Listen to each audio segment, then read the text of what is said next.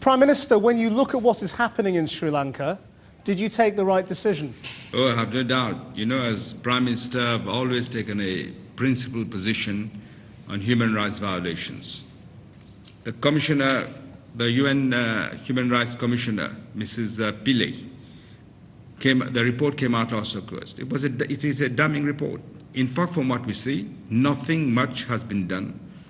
Thousands have disappeared. Detainees apparently are still being tortured. Hundreds of Tamil women who have been raped. There has been no investigation. And there is a pressure, as you can see, we see on television, there is pressure on those who want to speak out against what is happening. There has been a total lack of accountability, and I find this completely unacceptable. Some, I must say, were of the opinion that we should go and engage with the Sri Lankan authorities. I am not of that opinion, because it gives the impression that everything is normal when no progress has been made.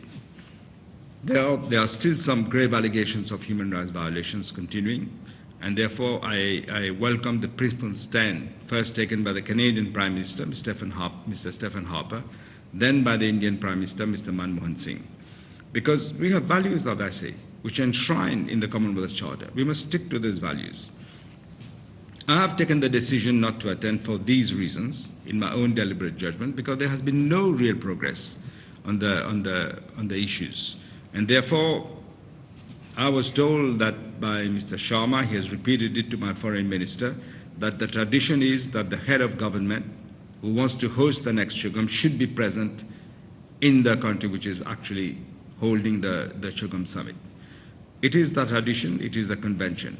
So I've instructed my foreign minister that since I have not come to the CHOGM in Sri Lanka, I don't want to disturb convention or tradition.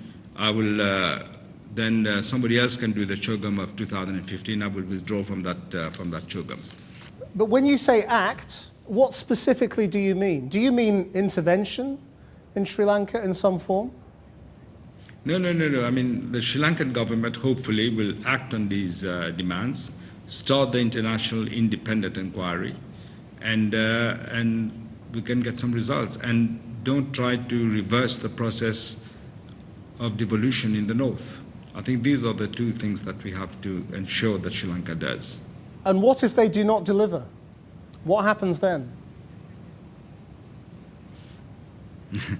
Then we'll have to think of other things. I think we cannot just condone everything that is wrong and just say we can't do anything. Can you be more specific? I mean, this is what nobody is spelling out. You know, people are saying, well, the outside world will act, the outside world will demand an independent investigation. In practice, you can't force the Sri Lankans to do anything.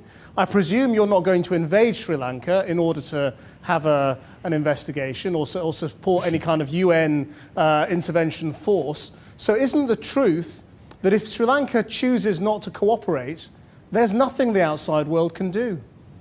Yes.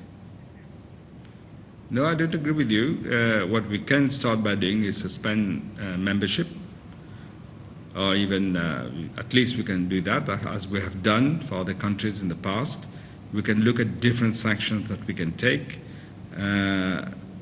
Britain, I understand, is supplying arms to Sri Lanka. They should put an embargo on this, and things like this.